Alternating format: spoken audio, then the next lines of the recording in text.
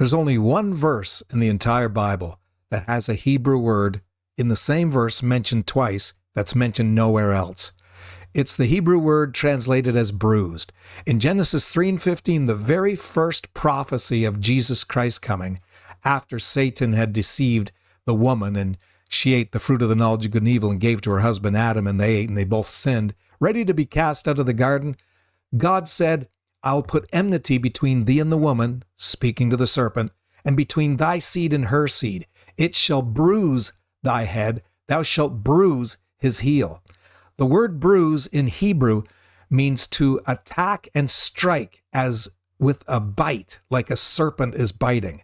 But it says, it shall bruise the serpent's head like an attack and a bite of a serpent, while the serpent would bruise the seed of the woman's heel like a serpent bite.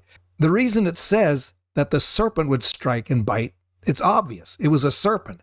But for the Bible to use the same Hebrew word and say that the seed of the woman would bruise and strike and bite like a serpent back on the head of the serpent is for us to realize a powerful truth. You see, Satan took death to kill Jesus. That was analogous to the bite of the serpent with its fangs striking at his heel. But it was only at his heel, and it did cause suffering, it did cause death. But because the devil used death to bring down the seed of the woman, Jesus Christ, it says in the New Testament, swallowed up death in victory. In other words, whatever the devil did, Jesus turned it back on the devil. It was actually turning it back literally on the devil's head, according to the prophecy. Jesus took that death, destroyed him who had the power of death, that is the devil, with his own weapon, according to Hebrews 2:14. And so Jesus Christ swallowed up death in victory by actually taking death and making it a means to get eternal life for all of us after the devil took us all, threw us into death to get us far away from the fruit of life and the eternal life that the devil could get us. And then Jesus took the very thing and made it a doorway to bring us back.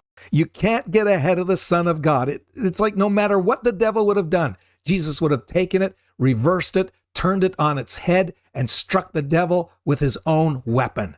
Just like David reaching down and taking Goliath's giant sword and cutting Goliath's own head off with it.